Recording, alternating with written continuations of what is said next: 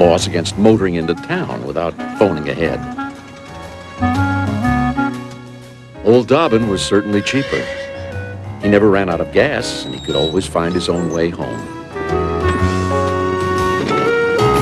The roads back then were very bad. In the summertime, they were either muddy or dusty, and in the wintertime, they were either frozen rough or else they were packed full of snow. So it was very seldom whether you could say the roads were good in those days.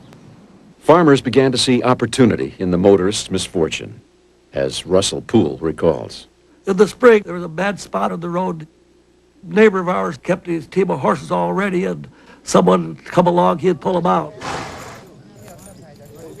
An uncle of mine got stuck there one time, and he charged him $5 to pull him out. He was quite put out about that.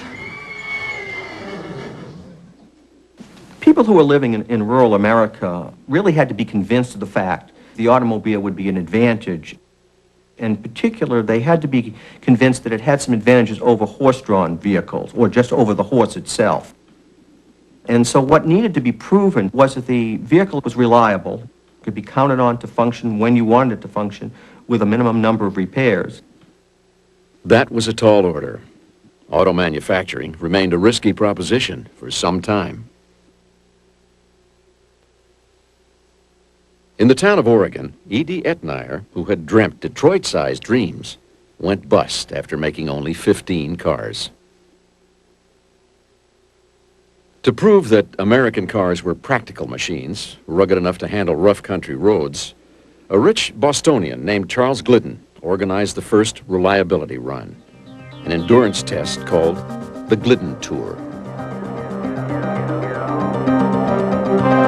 In 1905, thousands gathered on the sidewalks of New York as the 33 contestants cranked up for an almost 900-mile tour from Fifth Avenue to the White Mountains of New Hampshire and back. The driver with the fewest repairs would win. It was automotive history in the making. On the starting line, J.D. Maxwell in his 8-horsepower Maxwell Runabout. Ransom Eli Olds, the inventor of the Mary Oldsmobile, and Percy Pierce in his elegant Pierce Great Arrow. For the next 8 days, the drivers negotiated rough roads, crossed streams, and climbed mountains that would give even cars of today a hard time. Scaling New Hampshire's Mount Washington was the ultimate challenge. An 8-mile, gear-crunching, radiator-busting climb to the clouds.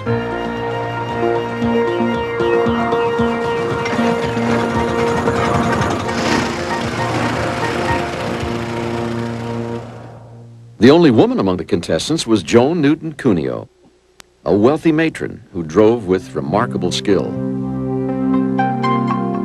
She entered the tour in a white steamer she'd owned for just a week. The first day out, she was forced off a bridge by another car. Within an hour, she was back on the road. But her luck wouldn't hold out. Engine trouble would dog her for the rest of the tour. But at the finish line, 10 cars came through with perfect scores. And the most perfect of all was Percy Pierce's Great Arrow, made in Buffalo, New York. Charles Glidden's confidence in American cars had paid off. At the back of the pack, Joan Cuneo finally limped in. But undaunted, she began turning up at races from New England to New Orleans, competing against well-known drivers like Barney Oldfield. By 1909, she's regularly beating men racing drivers, and that was the year she beat the guy to beat. She beat Ralph De Palma, who was the most celebrated male racing driver in the United States.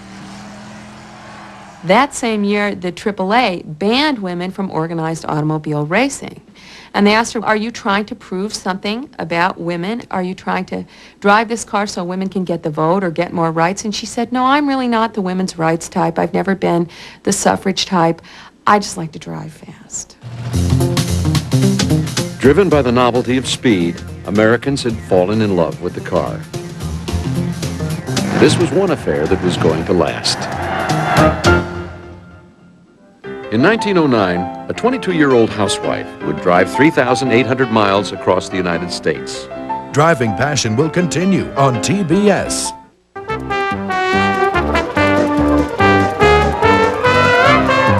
By 1909, the car was becoming a familiar sight.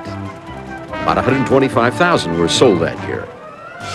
Aggressively named the Viking, the Rocket, the Dragon, the Sharp Arrow, most of these cars were sold to men. The world of driving was all but closed to women. There was a long tradition that women didn't know how to manage machines. And let's remember that these were probably, for most Americans, the biggest, most powerful, most scary, most potentially liberating machines that there were. Even as a passenger, there were hazards. Flying stones, soot, oil. It became fashionable to look like you were dressed for battle. A woman who was dressed for motoring would be wearing a chin-to-toe coat of some kind. Often they were made of rubber. Then there would be a heavy veil, and some of these veils looked like they were armor. They made people who were wearing them look like Darth Vader.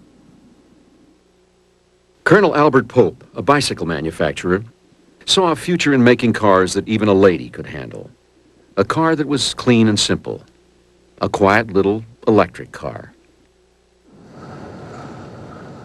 Powered by rechargeable batteries, the electric car would start with a press of a button.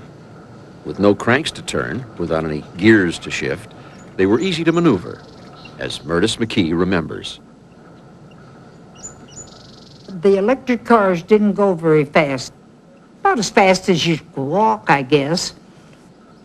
Bessie Baker and Mrs. Finch rode uptown in this car every Saturday night and took in the music, and then I guess they rode home again.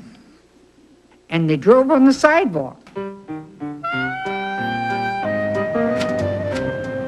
Electric cars could only run for about 25 miles without recharging. So women had to stay close to home, which is, after all, where most men wanted them. In 1909, a 22-year-old housewife named Alice Ramsey would thumb her nose at tradition and set out to do what no woman and few men had ever attempted. Drive 3,800 miles across the United States, when most roads were only wagon trails. Alice Ramsey was still driving at the age of 89. These young people think that they get a little smarty cat, you know, and they sneak in because they think it'll frighten somebody. Well, that's not my idea of good driving. They may be fast, but sooner or later they're going to catch it.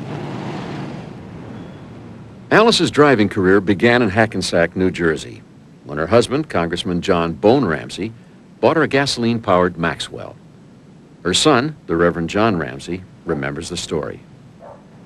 My father didn't like cars except to ride in them. He always used to say, "How do you stop this contraption?" But Mother had learned to handle a car, apparently, in 2 lessons, which was a bit surprising to everybody, I think, including her. Within months, Alice was racing. She even beat Joan Cuneo in 2 long-distance events. She took manual training in school at a time when mostly boys did it. When she was a girl, it was quite unusual. She ate it up. And I think if she hadn't had that early experience and assurance, she would never set out on that trip. She was a natural, a rare combination of elegance, moxie, and mechanical skill. Alice soon caught the attention of the Maxwell Motor Car Company. Maxwell people came to her and said, "We've never seen a woman handle a car as effectively as you do. Would you be interested, in the interest of selling Maxwell cars, to drive one for us across the continent?" She was quite excited at the thought of doing such a thing. In her journal, Alice would write, I was flabbergasted by the proposition. This was a challenge. I broached the subject with my husband. He said, "Well, if Nettie and Maggie want to go with you, I'm willing." The chaperones were my father's 2 sisters. Maggie, Nettie, and a young friend, Hermione Johns.